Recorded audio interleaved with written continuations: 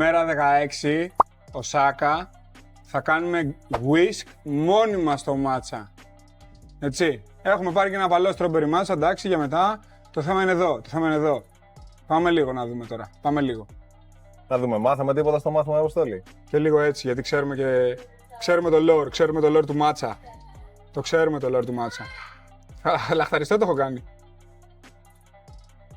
One eternity later. Ξέρω εγώ, μάλλον είναι καλό. Ωραία. Θα πρέπει να το πιω και εγώ τώρα αυτό δηλαδή. Κανονικά, τι, μόνο εγώ θα το πιω. Εντάξει, θα μπορούσε να είναι και χειρότερο, θα πω εγώ.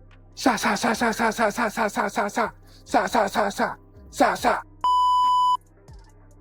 Τώρα είναι καλό.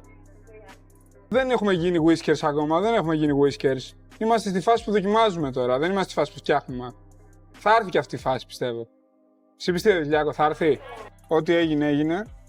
Σπάω τα μεγάλα bubbles και κάνω ένα έτσι και έτσι και έτσι. Αυτό είναι το μάτσα μου, παιδιά. Σίγουρα δεν είναι τόσο καλό, αλλά η προσπάθεια μετράει. Μυρίζει πολύ μάτσα. Θα το βάλω ένα 6,5 επειδή το έφτιαξα εγώ. Αλλιώς θα βάζα λιγότερο. Και να δοκιμάσουμε και αυτό. Πάμε.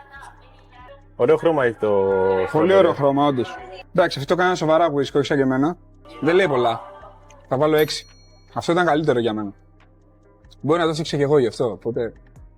Τίποτα, ρε, ξέρω. Τι λες, ρε? 2. 2. Ναι. Είναι μόνο μάτσα με νερό, εντάξει. Είναι το μάτσα που σχολιάζουμε, αυτό βαθμολογούμε. Τίποτα. 2.